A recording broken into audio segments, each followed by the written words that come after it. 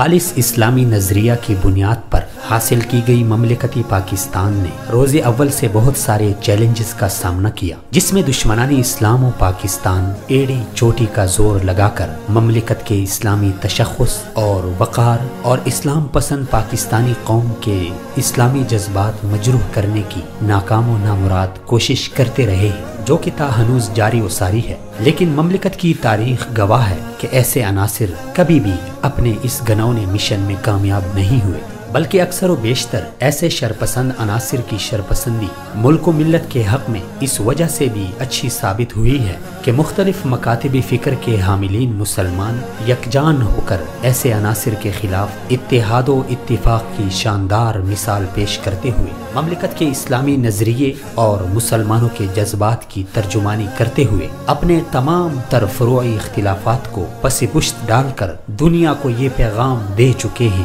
اور دے بھی رہے ہیں کہ جب بھی ملک و ملت کے خلاف بات چلے تو ہم ایک ہیں، جو کہ یقیناً قابل تحسین ہے۔ لیکن اس کے ساتھ ساتھ اس حقیقت سے بھی کسی صورت انکار نہیں کیا جا سکتا کہ مملکت میں مسلمان مکاتب فکر کی انفرادی کاوش حد درجے تک سست روی کی شکار ہے۔ اس کا اندازہ ہمیں تب ہوتا ہے کہ جب ہم فریقی مخالف کی تعداد اور سرگرمیوں کا جائزہ لیں۔ یہ بات مسلم ہے کہ پاکستان کے اسلام پسندوں کے خلاف بہت سارے عناصر سرگرم عمل ہیں، جن میں سیکولر طبقہ مغرب سے مرعوبیت کی وجہ سے پیش ہے، جدت پسندی کا ڈونگ رچا کر ملک و ملت میں روشن خیالی کا نعرہ لگانے والے کس حد تک ملک و ملت کے جذبات مجروح کر رہے ہیں، اس کو آئے روز ہم تمام تر شعبہائے میڈیا میں مشاہدہ کرتے رہتے ہیں۔ سوچنے کی بات ہے کہ مملکت میں دشمنان اسلام و پاکستان کی تعداد نہایت ہی قلیل ہونے کے باوجود منظم اور اسلام پسند محب وطن پاکستانیوں کی تعداد اکثریت ہونے کے باوجود سست روی اور انتشار کے شکار ہیں۔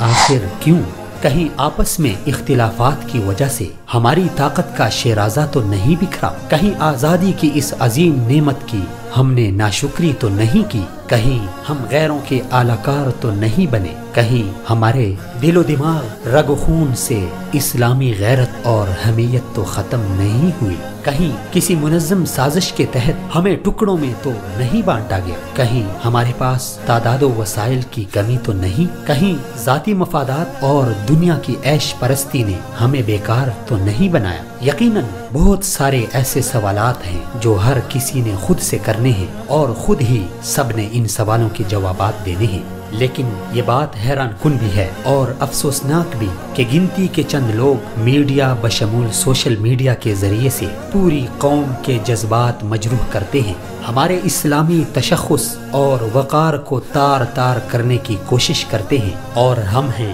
کہ کوئی پلاننگ کیے بغیر، سوچے سمجھے بغیر جوابی وار میں اپنی توانائیاں صرف کرنے میں مگن ہیں اور سمجھتے ہیں کہ ہم نے منہ توڑ جواب دے دیا ہے۔ اگر گنتی کے چند افراد پوری قوم کی توجہ اہم امور سے ہٹا سکتے ہیں، پوری قوم کو یرغمال بنا سکتے ہیں، تو ہم اکثریت کو کیوں سانپ سونگھ جاتا ہے؟ حالات کا تقاضا ہے کہ اب ہم ہوش کے ناخن لیں۔ اکثریت ہونے کے باوجود اگر ہم دشمنان ملک و ملت کی سازشوں پر خاموش تماشائی بنے رہیں گے تو بعید نہیں کہ ہمارا بھی وہی حشر ہو جس سے دیگر قومیں دوچار ہوئی تھی، اور پھر جس طرح تاریخ نے ان کو معاف نہیں کیا، ہمیں بھی ہرگز نہیں بخشے گی۔